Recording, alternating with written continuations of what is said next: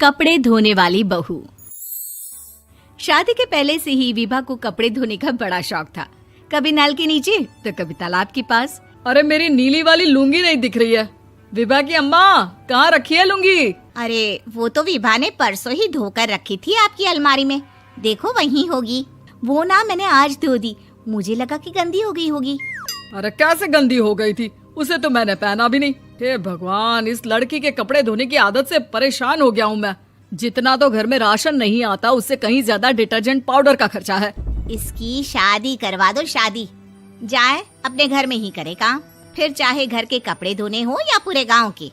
हाँ ठीक बोल रही हो, देखता हूँ मैं कोई लड़का। वो दिन भी आ जाता है जब विभा को देखने लड़के वाले आ जाते हैं। लड़की मुझे अच्छी लगी।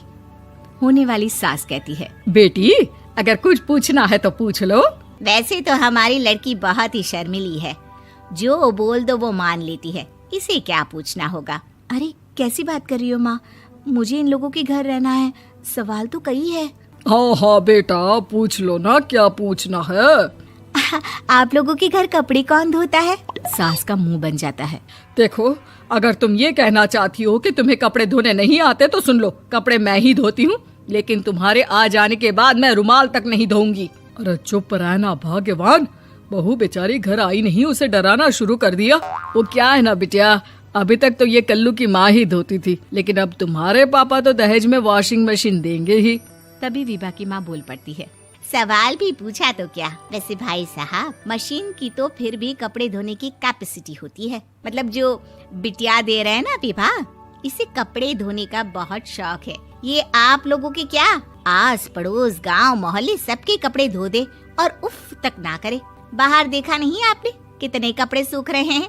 सब हमारी बिटिया ने ही तो धोए हैं। बस भी करो ना माँ, शर्म आ रही इतनी तारीफ सुनकर।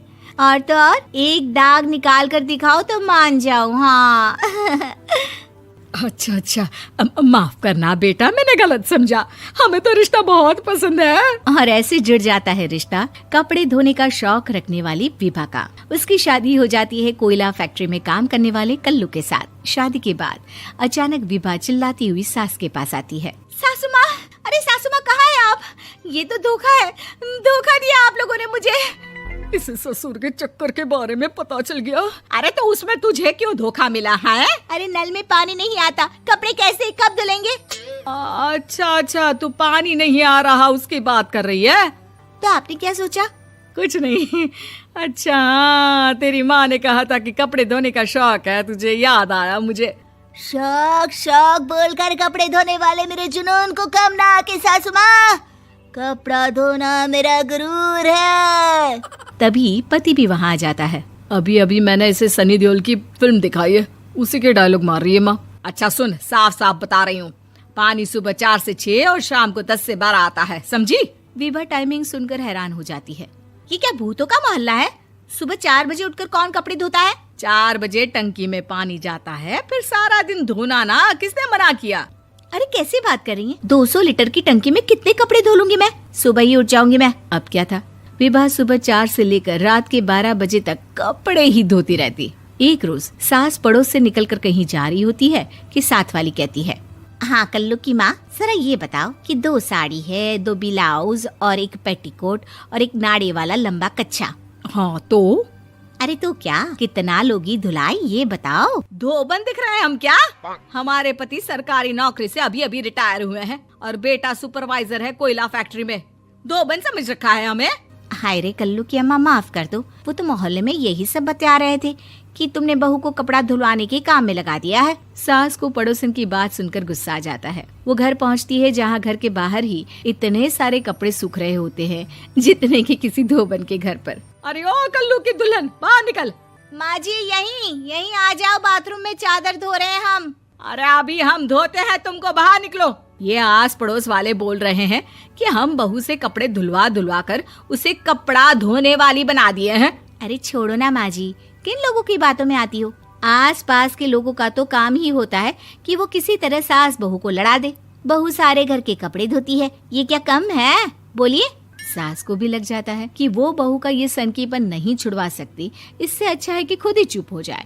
एक रोज सास और बहू मंदिर जाते हैं, जहाँ सास की साड़ी वहाँ खड़ी भीख मांगने वाली से मिलती है। माँ जी क्या बात है, आपकी साड़ी उस भिखारन से कितनी मिल रही है ना? हाँ हाँ देखो तो, दोनों की साड़ी मिल रही है। क्या बात है कल्लू की अम्मा, तुम खुद को तो अफसर की बीवी बताती हो और ऐसी सिंपल सी प्लेन साड़ी पहनकर घूमती हो। सिंपल और प्लेन नहीं है ये साड़ी। तो क्या सोने के धागे से फूल बने हैं? कुछ भी सासू माँ, कुछ भी। हाँ बने थे इस साड़ी में सोने के धागे से फूल।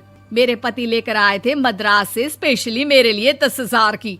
ताहे भाई साहब इस भिखारन के लिए भी सेम टू सेम साड़ी लेकर आए होंगे 10,000 की। सास उस वक्त तो कुछ नहीं कहती, लेकिन बहू के साथ घर आती है और अलमारी से एल्बम निकाल कर लाती है। ये साड़ी देख रही है, ये वही साड़ी है जिसे मैंने अभी पहना था। इस साड़ी में ये जो चमकदार फूल दिख रहे हैं ना, ये सोने के धागों से काढ़े गए हैं। लेकिन तू लोकल वॉशिंग मशीन ब्रश से घिस घिस कर सारे फूलों को निकाल कर साड़ी प्लेन कर दी। मुझे माफ कर दीजिए सासू माँ। और तो और, जब मैंने तुझे तेरी गलती के लिए कुछ नहीं कहा, लेकिन तूने तो सबके सामने मेरा मजाक ही बना दिया। क्यों? बहू को समझ में आ जाता है कि अब से उसका कपड़े धोना बंद।